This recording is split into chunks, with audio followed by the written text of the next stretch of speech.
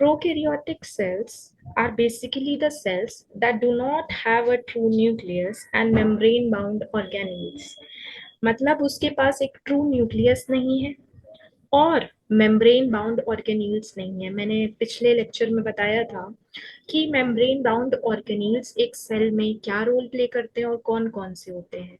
क्योंकि प्रोकैरियोटिक इतना प्रिमिटिव है तो उसके पास मेम्ब्रेन बाउंड ऑर्गेनील्स नहीं है और ना ही एक ट्रू न्यूक्लियस है जो कि उसको साइटोप्लाज्म से डिफरेंशिएट करता है। अब भी पुराना है तो इसमें ज्यादा टाइप की चीजें डेवलप नहीं है, लेकिन प्रोकैरियोटिक सेल में एक्चुअली क्या क्या है वो हम आगे देखेंगे। And prokaryotic cells are single-celled. Single-celled मतलब unicellular microorganisms known to be the earliest on the earth. जो सबसे पहले आए हैं वो यही है। ये इंक्लूड करते हैं बैक्टीरिया और Archie and the photosynthetic prokaryotes include cyanobacteria that perform photosynthesis. A prokaryotic cell consists of a single membrane and therefore all the reactions occur within the cytoplasm. क्योंकि उसके पास एक सिंगल मेम्ब्रेन होती है तो जो रिएक्शन होती है वो सारी साइटोप्लाज्म में होती है। दे आर फ्री लिविंग यानी कि वो इंडिपेंडेंट एग्जिस्ट कर सकते हैं या फिर in the form of parasites यानी कि एक रिलेशनशिप होती है पैरासिटिक रिलेशनशिप जिसमें एक ऑर्गेनिज्म जो अपनी नीड्स होती है वो दूसरे ऑर्गेनिज्म के ऊपर डिपेंड करके फुलफिल करता है। तो या तो वो पैरासिटिक होते हैं या फ्री लिविंग होते हैं। अभी क्या क्या कैरेक्टरिस्टिक्स हैं उससे पहले हम देखें कि प्रोकैरियोटिक सेल इतना अच्छा सेल है लेकिन ये दिखता कैसा है। तो इस डायग्राम में आपको कैसा दिख रहा है? कुछ रिलेट कर पा रहे हैं क्या आप लोग कि इस डायग्राम को कैसे रिलेट कर रहे हैं? अभी इसको आप किसी भी चीज से रिलेट करिए पर ये डायग्राम आपके दिमाग में होना चाहिए और दिमाग में तब होगा जब आपको पता है इसकी लेबलिंग्स क्या क्या है। अभी इस डायग्राम में आप देख सकते हैं कि इसमें कोई मेम्ब्रेन बाउंड ऑर्गेनील्स नहीं दिख रही हैं कि आपको गोल्गी बॉडीज दिख जाएं या फिर आपको जो है कोई और मेम्ब्रेन बाउंड ऑर्गेनील्स दिख जाएं। नहीं दिख रही है माइटोकॉन्ड्रिया वगैरह ये सब नहीं दिख रहा है। क्या दिख रहा है हमें इसमें? एक डीएनए का न्यूक्लियोइड दिख रहा है वो भी साइटोप्लाज्म, वो भी ट्रू स्ट्रक्चर नहीं है, एक है बस एक इनडेफिनेट जिसे कहते हैं जो डिफाइंड नहीं है स्ट्रक्चर, वैसा स्ट्रक्चर दिख रहा है। मीजोजोम दिख रहा है, राइबोसोम दिख रहा है, साइटोप्लाज्म क्योंकि मैट्रिक्स है वो प्रेजेंट होगी तो वो प्रेजेंट है, बैक्टीरियल फ्लैजिलम दिख रहा है, सेल वॉल दिख रहा है, कैप्सूल दिख रहा है और प्लाज्मा मेम्ब्रेन दिख रहा है। ये डायग्राम एक्चुअली में बहुत इंपॉर्टेंट है क्योंकि ये डायग्राम आप जब पढ़ेंगे तब आपको पता चलेगा कि इसको कैसे डिफाइन करके हमें अपने एक बेटर प्रेजेंटेशन के फॉर्म में या बेटर राइटिंग स्किल्स के फॉर्म में अपनी कॉपी में लिखना है या फिर कहीं भी इसको याद करना है या समझाना है। अभी देखिए अब इसमें फंक्शन क्या है, कैप्सूल का फंक्शन क्या होता है प्रोकैरियोटिक में, which is an outermost protective covering found in the bacterial cells. outermost protective covering नाम ही से लग रहा है कैप्सूल है, हार्ड है तो एक लेयर टाइप का बनाएगा, वो लेयर टाइप का ही बनाता है। In addition to the cell wall, it helps in moisture retention, protects the cell wall when engulfed, and helps in the attachment of the cells to nutrients and surfaces. These are basic functions of capsule. What is cell wall? Cell wall क्योंकि present है, it is the outermost layer of the cell which gives shape to the cell. Cytoplasm, the cytoplasm is mainly composed of enzymes, salts, cell organelles and is a gel like component जो कि एक structure provide करता है, एक surface provide करता है जिसमें बाकी सारी जो सेलुलर ऑर्गेनील्स है वो एक तरीके से उसमें आ पाए। Cell membrane, this layer surrounds the cytoplasm and regulates the entry and exit of substances in the cell. Cell membrane का बेसिक फंक्शन है एंट्री और एग्जिट, जो सब्सटेंसेस उसमें एंटर कर रहे हैं उसका एंट्री और एग्जिट को देखना कि वो किस तरीके से जो जाए या किस चीज को उसको अलाउ करना है सेल के अंदर या किस चीज को अलाउ नहीं करना है। Pili, these are hair like growths that attach to the surface of other bacterial cells. These are basically hair-like growth. अभी बैक्टीरिया को अपना न्यूट्रिशन लेना है या वो पैरासिटिक रिलेशनशिप में है या पैरासिटिक जो है की तरह पैरासाइट की तरह एग्जिस्ट कर रहा है, तो जब वो पैरासाइट की तरह एग्जिस्ट कर रहा है तो उसको एक स्ट्रक्चर चाहिए होता है जिससे वो दूसरे बैक्टीरिया के ऊपर एक अटैक कर पाए या फिर उस पर जा पाए। तो वो क्या करता है हमारा परफॉर्म, पिल्लाई करता है। फ्लैजिला होती है उनके पास, फ्लैजिला क्या करती है जैसे कि मैंने इस डायग्राम में आप देख सकते हो फ्लैजिला इतनी लंबी सी है फ्लैजुला। अभी ये जो whip like structure, tail like structure है, इसका आपको लग रहा होगा क्या काम होता होगा। इसका काम वही है जो आप लोग सोच रहे हैं, वो वही है, लोकोमोशन। लोकोमोशन यानी कि मूवमेंट। अभी बैक्टीरिया को इधर से उधर जाना है, तो बेचारे के पास पैर नहीं है, कुछ तो होना चाहिए, और वो क्या है, फ्लैजिला है। Ribosomes, as everyone knows, ribosomes are basically responsible for protein synthesis. Plasmids, अब उनके पास true nucleus नहीं है, लेकिन एक extra circular non-chromosomal structure है, genetic structure, and these extra circular non-chromosomal structure are involved in reproduction, and these are plasmids, and a nucleoid region, the region in the cytoplasm where the genetic material is present. And a prokaryotic cells lacks all organelles like mitochondria, endoplasmic reticulum and Golgi bodies, जिसको आप Golgi bodies या कुछ भी आपको बोलना आप बोल सकते हैं। अभी हम कैरेक्टरिस्टिक्स देख लेते हैं। अभी कैरेक्टरिस्टिक्स की जब हम बात करते हैं, तो कुछ कुछ चीजें बहुत इंपॉर्टेंट है।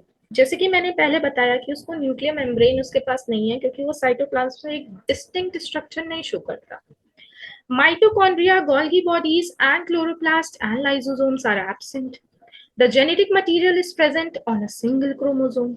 The histone proteins, अब मैं यहाँ पे बता दूं histone proteins क्या होता है, कि जो यूकेरियोटिक, अभी आगे हम पढ़ेंगे, यूकेरियोटिक आप समझ लीजिए थोड़े एडवांस्ड सेल या फिर मल्टी सेलुलर कह सकते हैं आप। तो जो यूकेरियोटिक है, तो वो जो ऑर्गेनिजम्स एग्जिस्ट कर रहे हैं, उनके पास उनके जेनेटिक मटेरियल को होल्ड करने के लिए एक प्रोटीन होता है, और उसे कहते हैं हिस्टोन प्रोटीन्स, जो कि प्रोकैरियोटिक सेल लैक करता है। The cell wall is made up of carbohydrates and amino acids. It is very important to remember कि जो cell wall होती है प्रोकैरियोटिक सेल की, वो बनी होती है CA चार्टेड अकाउंटेंट नहीं, कार्बोहाइड्रेट्स और amino acids, and the plasma membrane acts as the mitochondrial membrane carrying respiratory enzymes. They divide asexually by binary fission, and the sexual mode of reproduction is involved, which is conjugation. Binary fission और conjugation मैं specially अलग class में समझाऊंगी। Binary fission मैं ऊपर ऊपर का समझा देती हूँ कि बाइनरी फिजन में क्या होता है कि सेल में एक सेल है, उसको ऐसे डिवाइड हो रहे हैं, बाइनरी दो पार्ट में डिवाइड हो रहे हैं, जो कि फर्दर दो पार्ट में डिवाइड हो जा रहे हैं, मतलब एक का दो, दो का चार, चार का ऐसे करके वो डिवाइड होते चले जा रहे हैं।